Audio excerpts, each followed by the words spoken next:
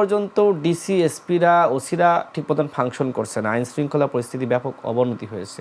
এখনও পর্যন্ত আওয়ামী লীগের আমলের যে ধরনের লুণ্ঠন, চাঁদাবাজি, মারামারি, গ্যাঞ্জাম, দখলদারিত্ব এগুলো কিন্তু রয়েই গেছে। অর্থাৎ হাসিনার আমলে যা যা ছিল তার থেকে বরং আমরা দেখতে পাচ্ছি যে আইন শৃঙ্খলা পরিস্থিতি আরও বেশি খারাপ হয়েছে।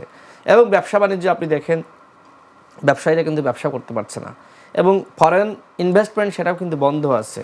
নতুন সরকার না আসলে আর ইনভেস্টমেন্ট কোনো সরকার করবে না, এটা কিন্তু ইতিমধ্যে বলে দিয়েছে। তো আমরা ডক্টর ইউনূসকে ক্ষমতায় বসিয়েছিলাম যে তিনি আসলে আন্তর্জাতিকভাবে প্রসিদ্ধ, তিনি হয়তো বাইরের এই কানেক্টিভিটি এটা আসলে বাড়াতে পারবেন বা ইনভেস্টমেন্ট আনতে পারবেন। কিন্তু প্রত্যেকটা গভর্নমেন্ট এখন যেটি বলছে, বাইরের গভর্নমেন্ট, যে কোনো আপনার এইভাবে অনিশ্চিত সরকারের কাছে আসলে আমরা কোনো ধরনের ইনভেস্টমেন্ট করতে পারি না। আমরা যেহেতু আন্তর্জাতিক বিভিন্ন মহলের সাথে, অ্যাম্বাসিগুলোর সাথে বৈঠক হয়, সেজন্যই কিন্তু কথাগুলো বলছি, জানি বলেই বলছি, না জানলে তো বলতাম না।